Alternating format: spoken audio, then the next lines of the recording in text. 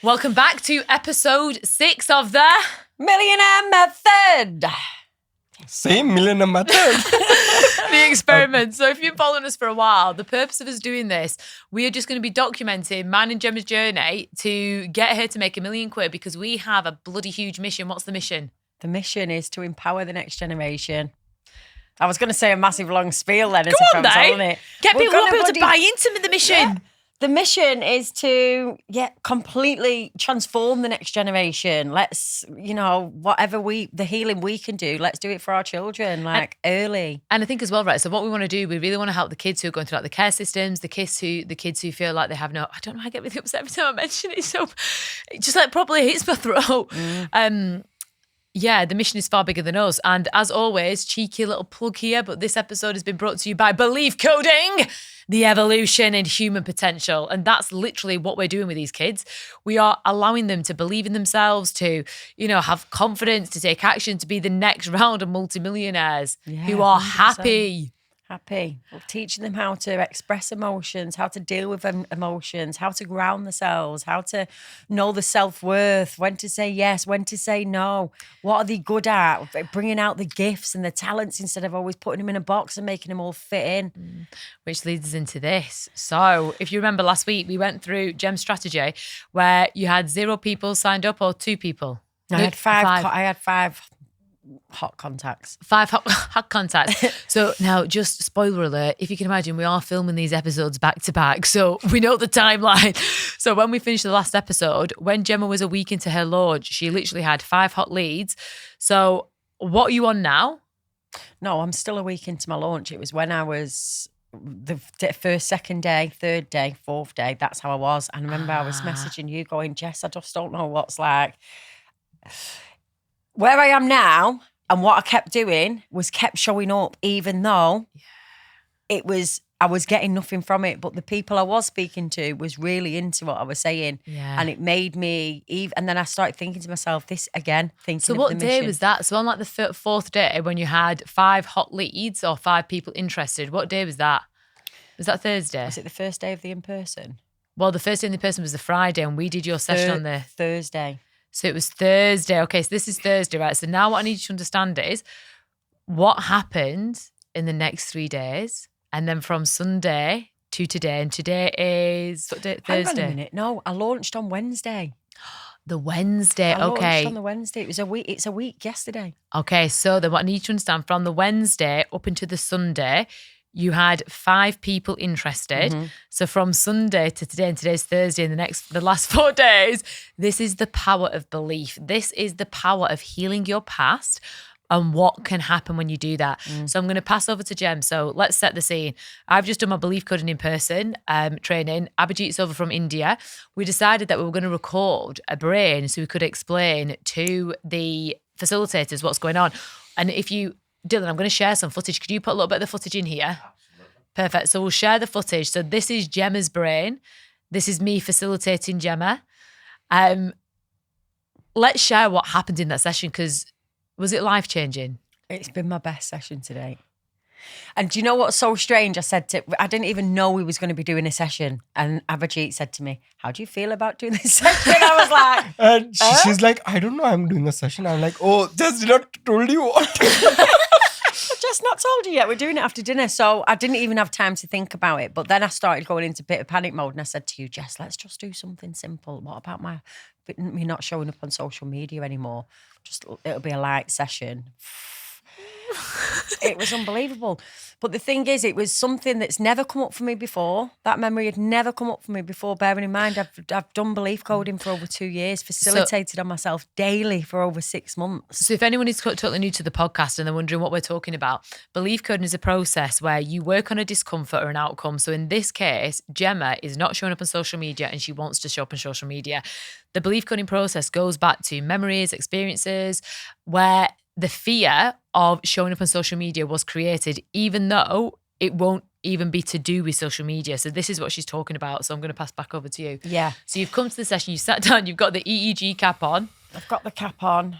Funny enough, Abhijit said to me, don't cry if you can help it. I was like, I'll be fine. And then we went into the session. So what came up in the session,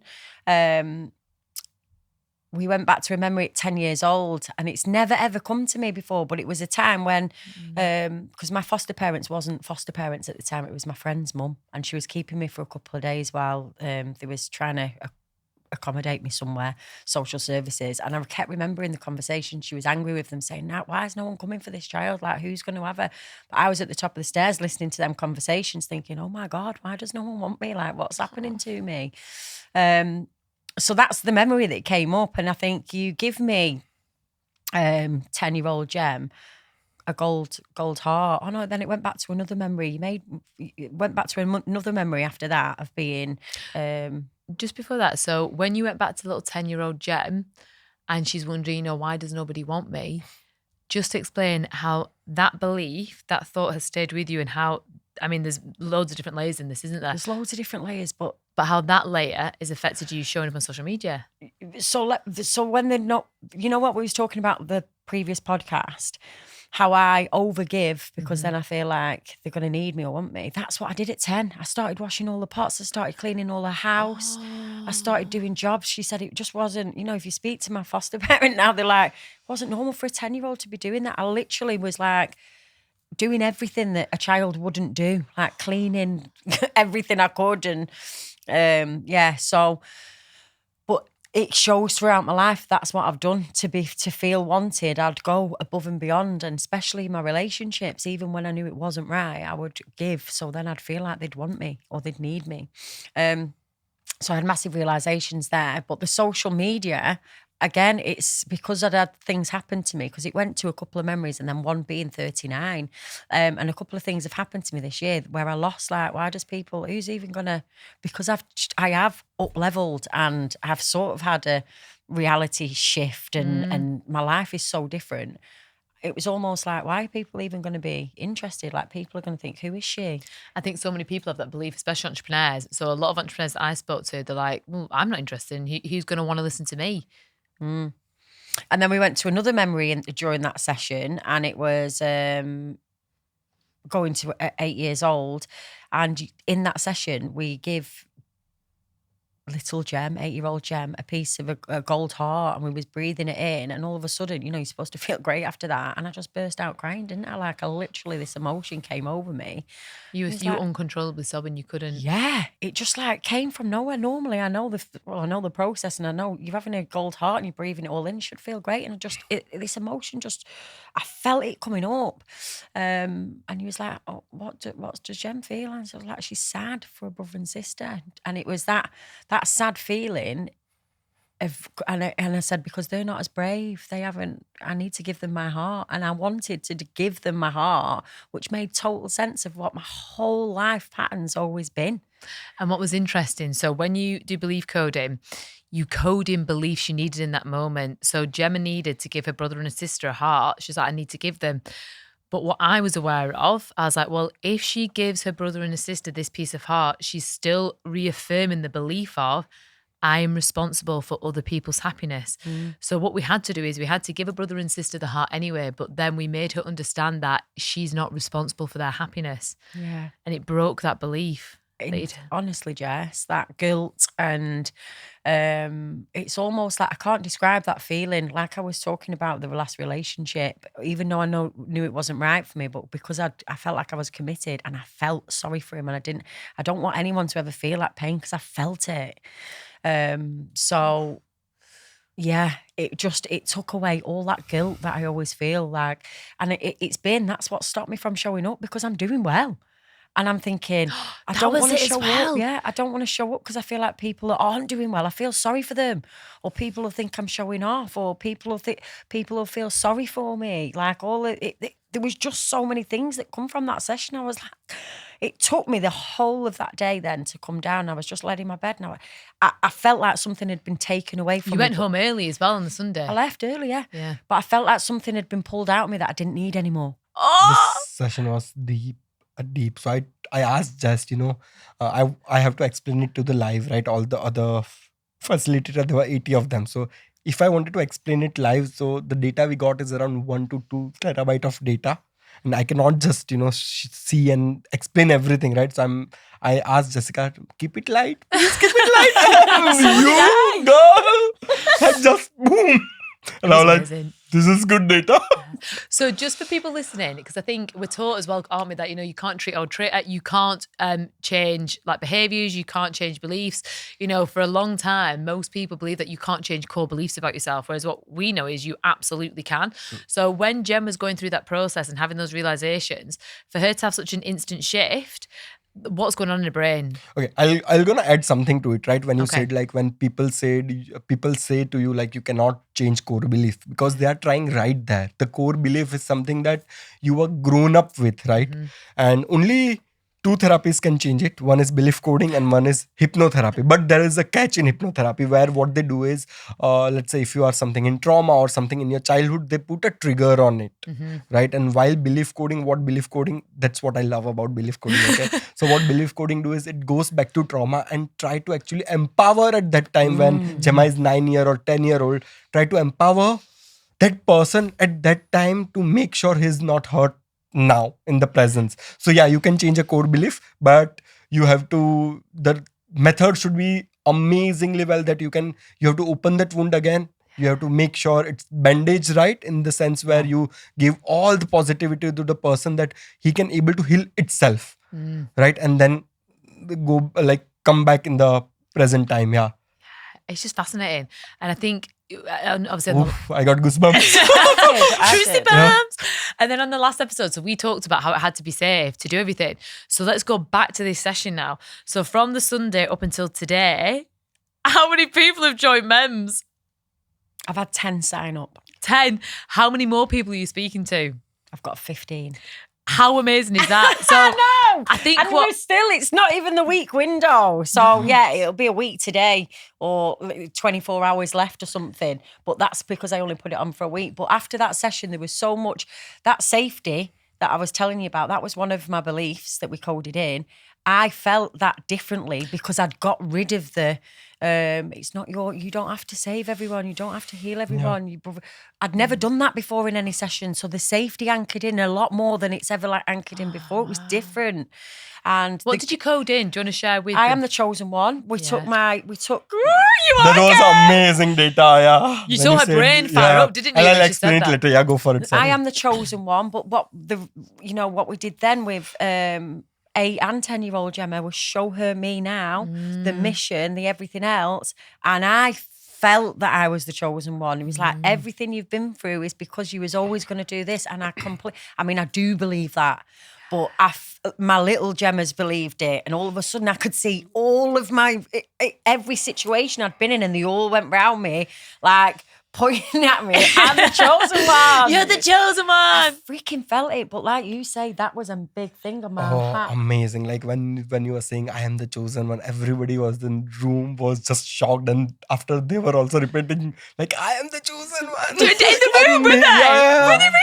That Mara was like filmed it. completely Oh, she got the different. video footage. Mara filmed when it says I'm the chosen one. My head all goes Oh, bright just like red. blast. Bright red. Get to all send the of it. video and we'll put it in. And then everyone goes, ooh. Okay, so yeah, the bright red is a delta wave. Yes, go for it. Yeah. Wow.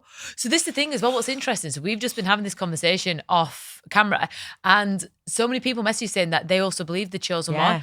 But we've had this, like we all share this belief. We do believe that Everyone's a chosen one. in whatever. Something. Everyone's got a purpose. You've just got to dig and find it, what it is.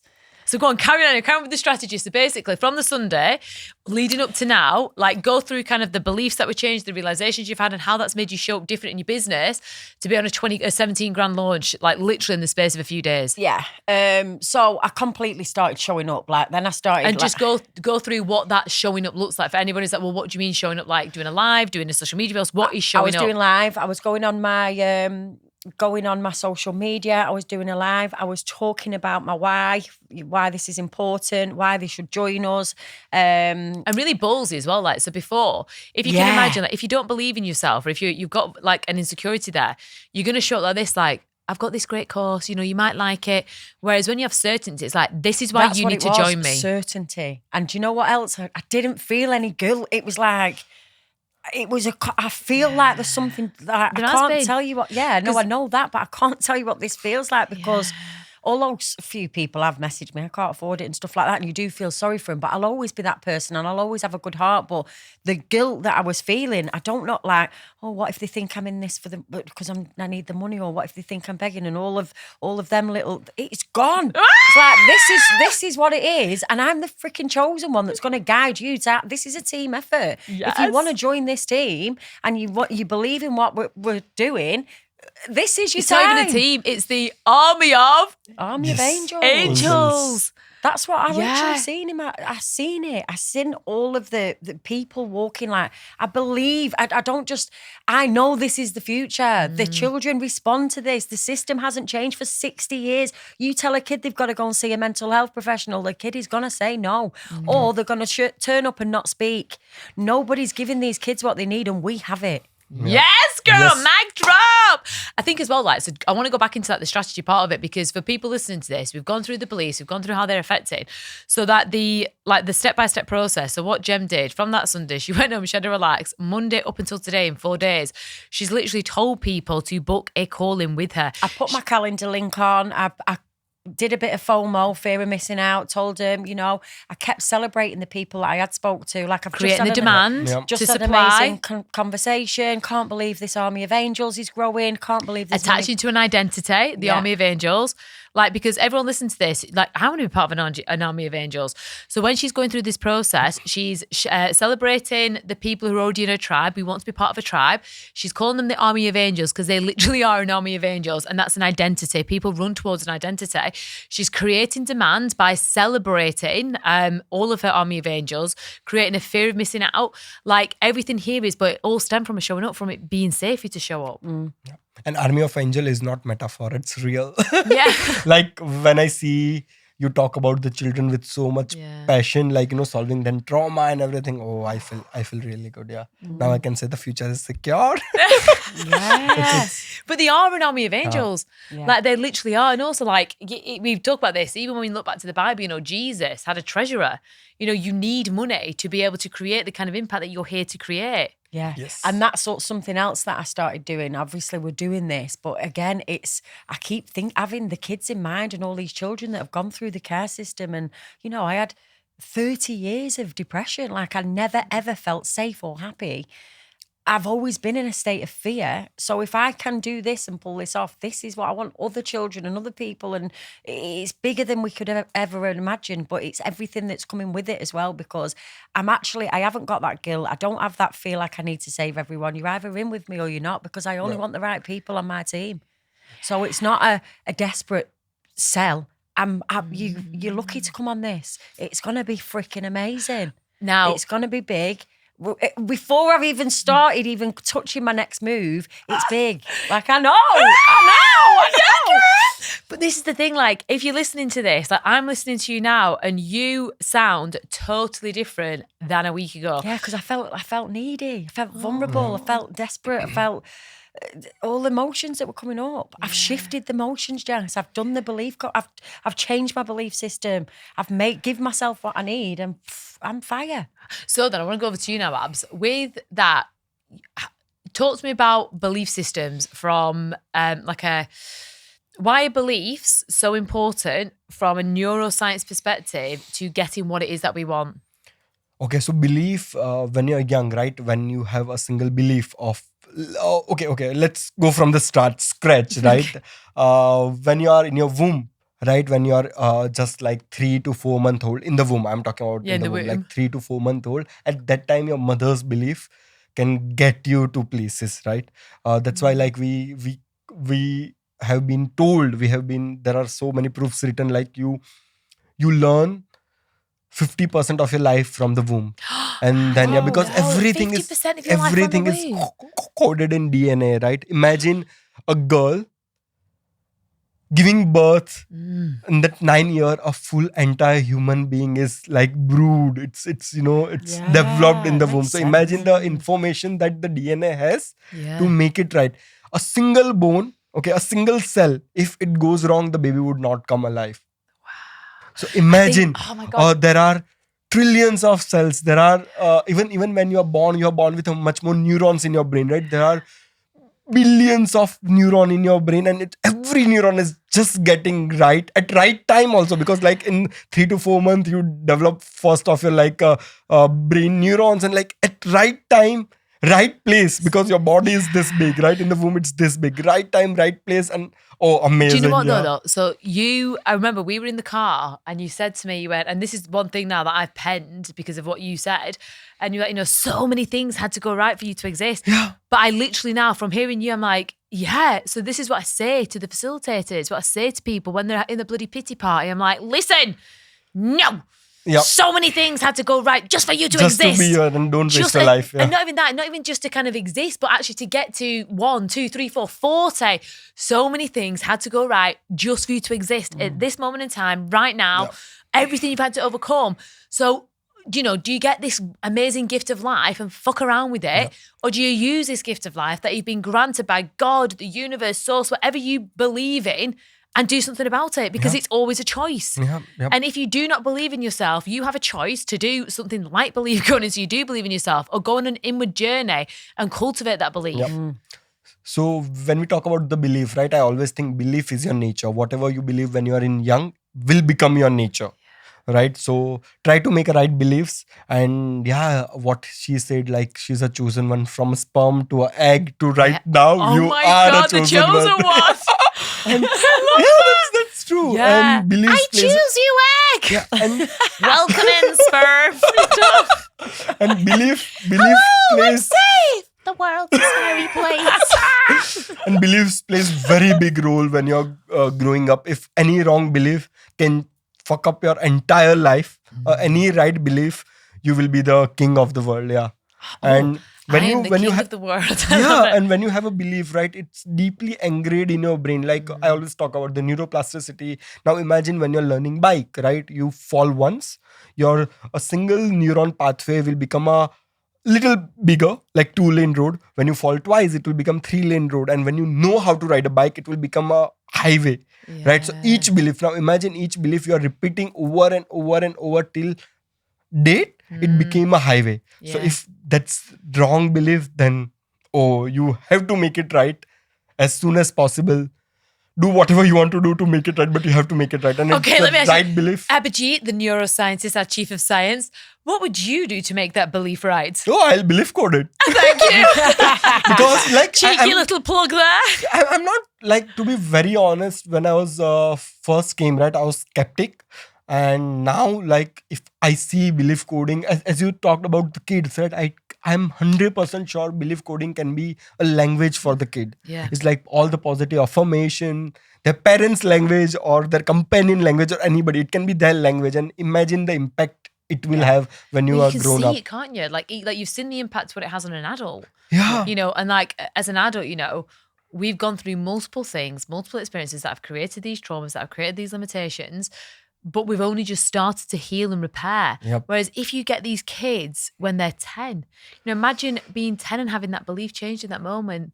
Your whole life would have been different. Yes. But it couldn't have been because you had this purpose. And and one more thing I like about the belief coding, when you talk about the kid, right? Belief coding is a part of a normal people's life. It's not that you have to study this much to be a belief coding or this much to be a belief coding, right? It's a part of a normal day life. So imagine like every parent is learning belief coding for their kids. Of course, the permission, the structure of the medicine should be changed a little bit so we can able to, co-counsel students and all. But if we cannot, we have a amazing community who are parents, right? We'll try smaller and like imagine like, I cannot even, I'm so overwhelmed. Like imagine like each kid life is getting changed by the belief coding. Belief about, they can be successful. They can be something important part of the earth. Yeah, because it's the thing, like, whatever they believe has to come to fruition. Yeah. And actually, this is kind of a side note, but do you know, bloody hell. So I was doing my master's training and we have an amazing lady called Ivana, but her name is spelled Iwona, right? So she came into the master, you know what I'm going to say, don't you? So she came into the master, she's like, oh my God, I've got something to share with you. I was like, what? She went, I've had my first £25,000 client, right? This is, and again, right? So we did the advanced belief coding session with her, 2 weeks prior, and she'd been going live on LinkedIn, doing all the blog posts. And then 3 days after she did that advanced session, no, so not 3. Yeah, 3 days after she did the advanced session, she did a social media post on LinkedIn and she got a 25 grand client because she's showing up different. She's like, anyway, so I'm sharing this story. I was like, oh my God, Iwana, that is amazing. She didn't correct me. And I was telling Kyle, I was like, oh my God, Kyle, do you know Iwana? He's like, who? I was like, Iwana. She was like, who's Iwana? I was like, really beautiful, like tall blonde. He was like, you mean Ivana? I was like, fuck. Yeah, but again, that is literally just, it's a lot of the time. And also she felt like a fraud, right? So because she came over from, I think, where did she come over? Basically, she came over and she was working, but she felt like a fraud. So until changing that belief, she was showing up on LinkedIn feeling like a fraud, feeling like, well, I'm a fraud, so who's going to want to work with me? As soon as she eliminated that belief of I'm a fraud to I have purpose, I have lots to give, a 25 grand client. So when we're looking at sort of That's exactly the same though. I'm the chosen one. You know that you're meant to be doing it. I've showed up like it comes across. So can you talk me through kind of day by day what you have done from the Sunday? Well, actually, because you had the restaurant on Sunday.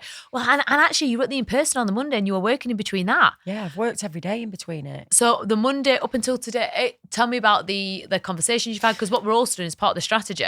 So today's the last day to sign up, right? Yeah. So what we are going to do is, though, we're going to, I've told Gemma as part of the strategy, I was like, I know you've told people that today's the last day, but what will happen is Gemma will have people who'll be gutted that they haven't signed up. So I've told her she's got to open her doors up for next week for 1 day only, but from today all the way up to next week, she's going to say that she's got a webinar where literally she's going to invite everybody who is interested onto the webinar, which is going to be a 90-minute training/teaching, showing them the impact they can make, how things are going to change for them if they join the MEMS. And I would imagine you'll get about another 5 to 10 people join from that. Do you reckon? Yeah, I do. I know. Yeah, I love that. Hang on a minute. Who's the chosen one here? No. Do you reckon? I've never done a webinar, so I'm saying, is that like how it goes? You can convert and... This is interesting, actually. You've never done a webinar. I've never done any of this before on my own. Oh, my God. Okay, so then I want to put another question on to you. And I just want to let people know, you're literally telling me and then leaving me to do it. Yes, I am. I want like, people literally. to know that, like, when you're saying stuff, I'm having even to Google some of the words you're saying. Because you've been so busy yourself. You've had the masters, you've had your own in-person training. And this is, I want to prove to people that I can do it. Do you know, if I can do it, anyone can. Yep. And I think that goes back to it, like, you are, and also, so Gem's had business in the past, so she's got that grit, she's got that drive, she's pulling different ideas together. But you are ridiculously coachable. Like, if I say, Gem, go and do this, do that, like, literally, there's no pussyfooting. She goes, she does it, she implements. Implementation is the key to success. Most people, they read a book, they get a coach, they get a mentor, do F all. Gemma implements the strategy. And then what she also does, she'll be like, Jess, I'm thinking about doing this. Should I do that? I'm like, what do you think? She's amazing. Oh, thank you. Learning from the best. Thanks. High five, girl. Or if you want to learn a course, I guess Jess, you are the best in the term of like how to launch or anything, because I have launched my course because of you. Oh God. How many courses have you sold actually? So this is like, so it's a 300 quid course, isn't it, on neuroscience? Yeah, or is it 350? It's 300 quid, yeah. £300. So I mean, this is, I need a bit of Abby magic in my life. So how many courses did you sell, Abby, in what space? I sold around 725 courses till now. Yep. 725 courses. I know. And with zero refund. Yeah, I'm giving refund to Belief Coders. So whoever bought my course, please let me know. I'll give you your feedback because it's free. Now we on are. the course.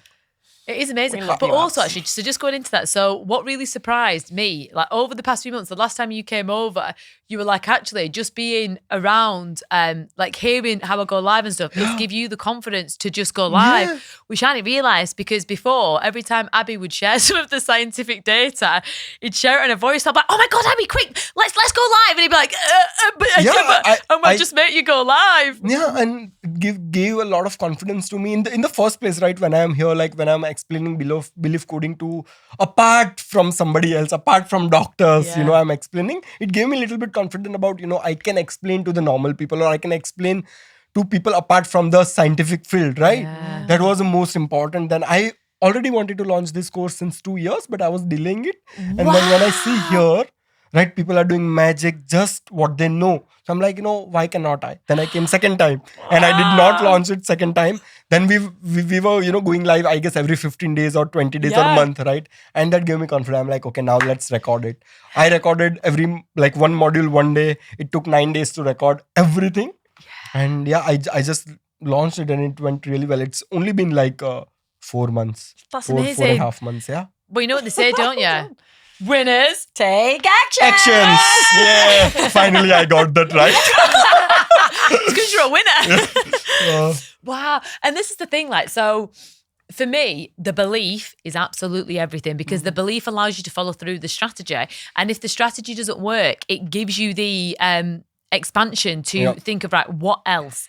And if I can do it, if you can do it, and you can do it, who else can do it? Everybody can do it, yeah. Yeah. So what would you say, Jem, from a Sunday up until today, what has been your biggest learning to do with the self-belief, to do with strategy, to do with everything you've implemented that's allowed you to get like an extra 30, how many are you on? 10? An extra 8 people? 10, yeah. And then another 5 in the pipeline. 5 in the pipeline. I reckon you're going to finish on 20. If I finish on 20, I'll be really happy, because last time I cut it off at 20 because I wanted to make sure I could manage my team. I think you're going to have the other 5 people I think are going to come in, because you're and also the way Gemma is converting them, she's having them on a call, and she's found exactly because if they are the right fit, then she'll tell them. If they're not, she'll also tell them. So with this, I think you'll finish on 15. We'll open the doors back up next week, and you'll get between, I think about 7, but between 5 and 10. Amazing. Next week. Yeah, that's what I want. The goal is I want 20, another 20, because the 20 I've got are unbelievable. Let's go for 25. Yeah, okay. Yeah, okay. I'm in. So talk to me then. So what are your key takeaways from since the last episode? My key takeaways is really look at what it is that's stopping you. Because since working on them beliefs, Jess, I literally feel, I don't know, I can't even explain it to you. Like I say, it's like something's been taken out and a big ball of power's been put in. It's weird. And actually, I just want to touch upon that. Like, talk about what's been stopping you. So sometimes we don't even realize the things that are stopping us, but we know we need to go on social media, but we are stopping ourselves. I think you would realize, that's what I mean. I don't think people because you don't sit and think, what is it that's stopping me? People don't take that time. Because I think a lot, just from seeing people, not necessarily, they know they need to do it, but then they don't realize that the reason why they're not doing it is because there is a benefit at a subconscious level to not doing it. So for example, I spoke at one of my friends' events, Emma Cooper, amazing cow sister, and a lot of the women there, and even when I've done the belief coding actually, when the newbies have just started, and I'm talking about when's the last time you went on social media? I mean, if you post on social media today, put your hand up. A few people did. People in there, they want businesses, but they're posting on social media once a week. Yeah. And then they're disappointed and deflated, and they can't understand why they're not getting clients, why people don't want to work with them, but it's because they are not showing up. So I think sometimes they don't realize, or they think, we do one post. I'm saying, people can work with me now once, and there should be an influx of clients, but it doesn't work like that. If you don't get clients from one social media post, go again. If you don't get it from the second one, go again. That's my biggest takeaway. Just keep showing up, believe in your why, like fiercely, and remember why you're doing it, and that's it. Just keep showing up. Like, that's all I've done differently. And having, obviously, that resistance has just gone because I've worked on the beliefs. I needed to do that. I literally, from now to the first, we're 3 weeks, 4 weeks in, from when I first start, the first week was like, oh my God, we're doing this experiment. It's so exciting. Second week, I was like, oh my God, I can't move. Like, my body was stuck. I couldn't get out of bed. I had no motivation. I started having Was that before you had a drink or after? That was around that time. Yeah.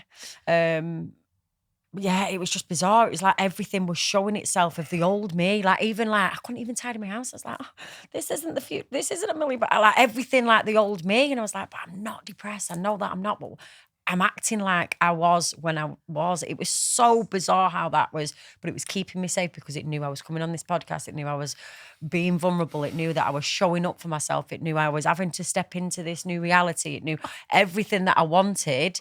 My subconscious was going, whoa, who are you? And that was my big thing. Who are you? That's what you kept saying. The realization, and I was like, then we did that session. I'm the chosen one. That's who the fuck I am. Yes, it is, girl! So that was it. That session was like my best, and that was it. And then now I show up as if I'm the chosen one to be doing that. Have conviction in what you're selling. It's your product and you believe in it. Then bloody show them. And do you know what? This is one thing I say actually. Like, you are doing a disservice to your clients by not selling your product. If you know that your product actually makes a difference to the people who are buying it, why would you not want to sell that? Yeah. And I think that, and again, this is the thing that most people just need to get into the head, because a lot of the time, we feel cheeky selling, we feel like, oh, they're going to think I'm rude, they're going to think I'm this. Ooh. But actually, there are people who are absolutely desperate for you to show up because you are their solution. Yeah. I feel like we need to do a little mic drop there. That's true. Can I ask you a question, Abs? Yeah. Right. So Abby is, for those of you who don't know him, Abhijit Satani, amazing. Literally 1 in 7 billion. You're our favourite person. He is our isn't favourite it? person. Thank you, guys. But I want to talk to you about just, oh my God, it's 11:11 as we're filming this. Wow, make a wish, everybody. And I'm going out to the magic. So Abby literally makes the impossible possible. So what I want to do is kind of a bit of a bonus for the listeners. What belief systems do you have, and the belief within yourself that is the natural thought process in your head to make the impossible possible? Okay, I have a quite few belief, but I'll not put as a belief, but I don't know. I guess you guys are the right one to make a call on that, right? Okay. Oh, I love what I do first thing, right? I research on what I like. So I'm not bound by anything. This will be little rude to people, but all the research is based on the biology, right? But I don't see why, when I'm researching, right? I don't see people getting benefited from it, but I chase my curiosity. The curiosity is all I have. And then again, at the end of the day, I make sure it will gonna benefit the society, not in the negative way, but in the positive way. The beliefs that I have was straightforward: be happy whatever you are doing, and that's it. Yeah, I got taught in very early in my life with my grandfather, with my dad, with my family, like with my mom, and everybody taught me one thing: see, whatever you are doing, right? If you earn 15 quid a day or 100 quid a day, I don't care. Just be happy, and that's your only job. Just to be happy. It's true, isn't it? Because I think that's the thing. Like, we were talking about this in the car actually on the way over.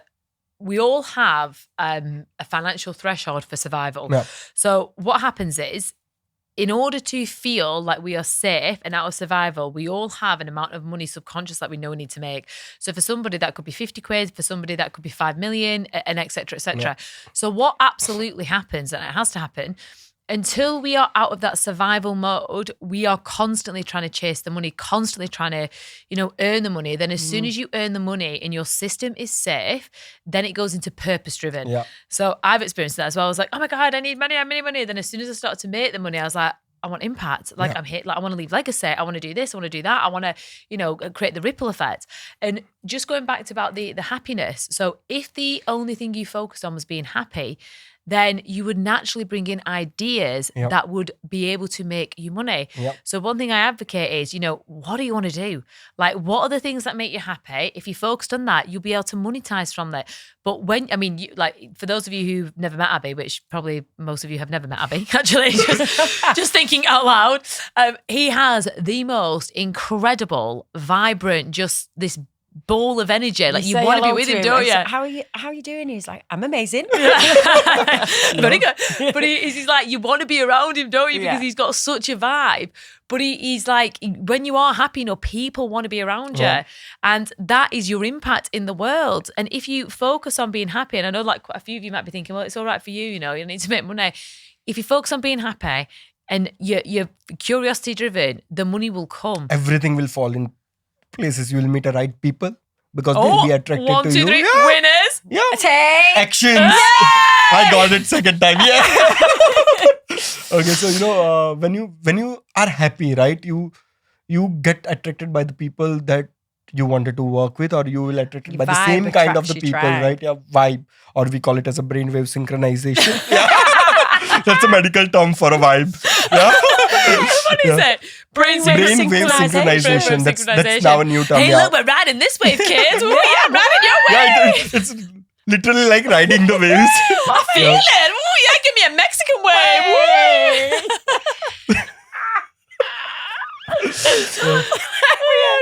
Do you know what I'm just thinking though? I don't know why this is like, well, I do know why, because I strongly am in the brainwave synchronization. mission process. But what about the children that aren't happy? What about the children that don't know what happiness is? What about these? This is going back to my mission, and I know I'm just bringing this in. I didn't know what happiness felt like or was because I'd had years of trauma and care system and drugs and alcohol and everything negative thing that could possibly happen to one person happened. So it's okay saying that, but what we're trying to prove, if I can do it, anyone can do it. So this is what we need to be focusing on, is you can change. I know I said it on one of the last podcasts and I looked and I thought, wow, yeah, because people believe that change isn't possible. And it really, truly is. Like, it's science. It's science. Change is completely possible. But again, going back to the belief coding, it's if you don't change and come out of the victim mentality, and if you've got to really want to think, do you know what? I'm done with this life, and you've got to want to change. That's very important thing that you talked is mental victim mentality. That's a very important thing to come out of it. And go into the why then, like from a scientific perspective. And also as well, like I think, actually, tell me, what are 5 signs of a victim mentality? Because I think I used to be in a victim mentality. Even with business, I was just going to say, business people are in victim mentality, so it won't ever work for them because it's a resistance to what's supposed to be good coming in. Go on, what do you mean? I don't think I fully understand what you mean. When I felt like, I don't know if I'm capable of this, I don't know if I can do it. You're showing up as that victim. You're showing up. Yeah. You can. It's a different, law of attraction, universal law, or whatever it is. Your resistance is there because you are that fraud. You don't just. You haven't just got that belief. You actually being that because you're not believing in yourself or your business. Yeah, that is true actually, because even for when I launched Belief Coding, there was when you're in that, like when you think back to being in that victim mentality, you can feel the energy of what you were like, right? So when I think back, even only last year, when I think back and I was like, who am I to bring all this wonderfulness into the world? Oh, I can't be that person. I love your acting lately. Yeah. So that's like, but honestly, like I was like, when I look back to that version of myself, like I was definitely playing the victim. I was like, oh, it's all going wrong. Oh my God. But it was because I was so scared of who I was born to become. And like now I'm like, no fucking way. This is me. If you don't like me, why not? Are you a crazy person? But I've really had to be okay with people not liking me. I've had to be okay with people fucking me over. I've had to be okay with, people coming into my world. Okay with people fucking you over. No, not okay with it, but like I'm ruthless. I'm like, well, you fucked me over. I'm cutting you off. I wish you all the best, but you're not part of my world anymore. And I'm okay to do that. And even recently, like someone else has just come into my world to just basically take the piss, like promote the stuff, and I'm just thinking, no, you're a plonker. Like, do you know what I mean? So it's like, but it's so frustrating because that was just the next test. So it you was know, the you know test. what the universe I'm learning does. quicker. If you've learnt your lesson, it's just going to throw a little one in there to see if I have it. Yeah, and the then first you go 4 both level years, up again. the second one 6 months, the third one 2 weeks. So I'm definitely learning quicker. But and I think this thing when you're listening to this, right? You can still be a good person. You can still be like, actually, you're a dick. I don't need you in my life anymore. I wish you well, but you're not my cup of tea anymore. I'm a coffee drinker. I like a flat white. Yeah. But it is so true. And I think, a lot of the time when we're a business owner, we are debilitated by, well, what is so-and-so going to think? What's this person going to think? And even a common belief for most entrepreneurs. And that's what prevents you from showing up as it well. Totally that was is. what mine was. And one more thing is a people pleaser mentality. People please mentality. Go into that, Abs. Now, that will ruin your business or that will ruin you. You cannot make a world happy place. First, make yourself happy, and then your world will be happy around you. I'm just thinking, do you think we should lock Abhijit in a cellar and kidnap him so he can't go back to India? Because he's so philosophical, isn't he? I just love it. It's like stuff we already, we kind of know, but the minute he confirms it and just gives you the little background of it, you're like, yeah. This is our dining table talk, guys. Yeah, no, it's good. But you know as well, like when I think back to all of the business books that I used to read and all of kind of the people that I used to follow, in their books, they talk about discipline. They talk about you need willpower, you need to sacrifice. I totally disagree, because the reason you need discipline is because there is resistance there. The resistance can be removed using belief coding. The reason you need willpower there is because there is resistance there. And sacrifice. If you believe you have to sacrifice, you will constantly sacrifice. Whereas now, I would say that I have balance with 5 kids, 2 dogs, hunky chops, in the business. But the balance isn't always like this. It's, it's the ebb and flow, but I'm okay with that. Whereas for a long time, I was brainwashed by these books, believing that you've got to sacrifice. So I would find myself booking in meetings when it was like kids, when it was the kids' school play, or I'd book a meeting and put them in after school club. Whereas now I'm like, no, I'm not sacrificing time with my children, time with my family to do this. Do you get me? Yeah. And you don't have to sacrifice. You will, if you start a business or if you start something else, right, you will gain much more than a sacrifice. There is zero sacrifice. You just have to balance it out, right? Yeah. Where if you have an amazing partner, right, then it's perfect, because they'll not. So I work like 24 hours a day, right? I sleep when I like to sleep. I eat when I like to eat. There is no timetable. I research when I like to do research. Right, but there is no complaint I'm hearing, you don't give enough time or blah, blah, blah. There is always a gain. There is not like a sacrifice. Yeah. So you always need to be surrounded with the right people, with your partner, with everybody. Yeah. Okay, so then in that case, I think, should we set the listeners some growth work? Okay, so I'm just going to do a recap over the past 6 weeks. So what we've done, we started off, we changed Gem's beliefs. We started to implement the strategy of re-engaging with their audience, going in there, doing a launch for Mem. She's increased the price. It didn't go right at first, and we started to create the demand. So what I want you guys to do now with your business, number one, what can you do this week to start to show up, to tell people that you are open for business? Number two, what purpose does your product serve? Like, who can you actually help? Like, what are the pain points of your clients? Number three, learn to be absolutely obsessed with what it is that you're selling, that someone would be stupid not to buy from you. Number four, if somebody says no, say, why the fuck not? Get the feedback, because the feedback that you get from all of the no's will help you to create the handling of any sort of objection.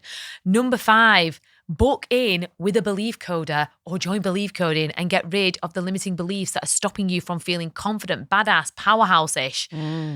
What about you guys? What can you leave on that note? Freaking exactly what Abhijit was saying. Just learn to love what you're doing. Like, be joyful with it. Like, take action. If at first it doesn't succeed, just get up and try again. Just keep on going. Yeah. There's a great poem. It's called "Don't Quit." It's amazing. I can't remember who it's by, so just chat GPT or Google that. But it's absolutely fantastic. And can I just say, so what we're going to do now, so we're actually going to be booking in Gemma a belief coding session once a week and a strategy session once a week. But the strategy for this week is going to be closing the doors today, and then we're going to reopen the doors for a 90-minute webinar. So over the next week, Gem's going to be... I'm excited. Oh, yeah. Oh, God, how do you think it's going to go? See, the difference of that is the difference of now I've worked through, like, we did the advanced belief coding, which was shifted so much, and we've done that big, deeper one. I'm excited to do something that would normally absolutely panic the life out of me, because I don't even know how to do a webinar. I've never done one before. I'm going to be doing it on my own, and I've just got pure excitement. Like, I can't wait to let people know what I've got to offer them.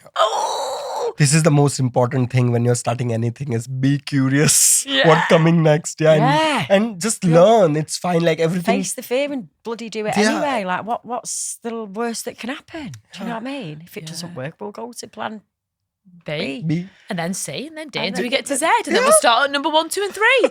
But this thing, isn't it? Like, there's a great saying, fail quickly. Because when you fail quickly, you learn quicker and you implement quicker. Listen what I heard. If you knew that after 19 fails, your 20th was your big success, how quick would you go through them failures? Yeah. You won't be bothered. You just keep going. So, And people think like failure is a wrong thing. No, failure is a very right thing, and it happens early in the life. Then you will able to solve it. Yeah. It's the biggest learner, isn't it? You only can learn if you fail. Yeah. So, what are you going to fail at this week just so you can learn from? We'll see you next week. Woo!